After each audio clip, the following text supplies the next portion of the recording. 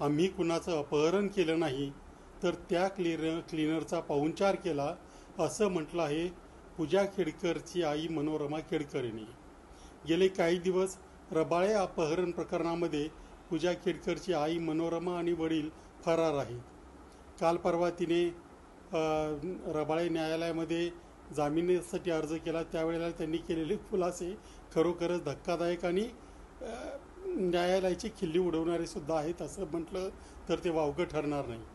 मनोरमा खेडकर यांनी असं म्हटलं आहे की माझ्या पतीची नव्या मुंबईजवळ कारला धडक झाली, ट्रकला धडक झाली आणि माझे पती त्या क्लिनरला गाडीच्या नुकसान भरपाईसाठी घरी घेऊन आले.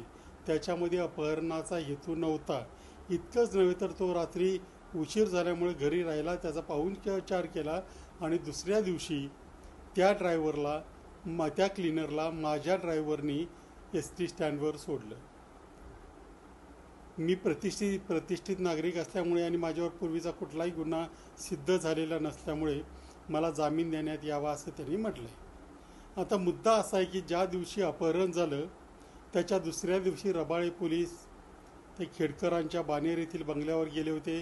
छत्तीसशिंगी पोलिसांनी त्यांना तिथपर्यंत घेऊन गेले. पोलिसांनी जे काही व्हिडिओ शूटिंग केलं त्याच्यातून असं स्पष्ट दिसत येतं आणि नंतर पोलिसांनी FIR पण केला त्यांच्यावर की आतमध्ये जी अपहरणातली गाडी आहे ती तिथे आहे.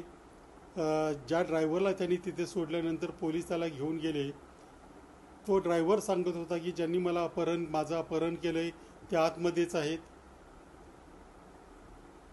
खेडकरबाई पोलिसांना स्पष्टपणे असं सांगताना दिसत आहेत की मी 3 वाजता त्या आरोपींना, म्हणजे आज ज्यांनी अपहरण केलं त्यांना आणि गाडी घेऊन चतुर्शिंगी पोलीस स्टेशनला येते, परंतु तिकडे ते कोणी गेलं नाही आणि त्यानंतर आज तागायत पोलीस त्यांचा शोध घेत आहे. असं असतानाही खेडकरांनी न्यायालयात अर्ज केला आणि त्यांनी जी काही कारणं किंवा जी काही कथा सांगितलेली आहे ती आता आपण ऐकलीच.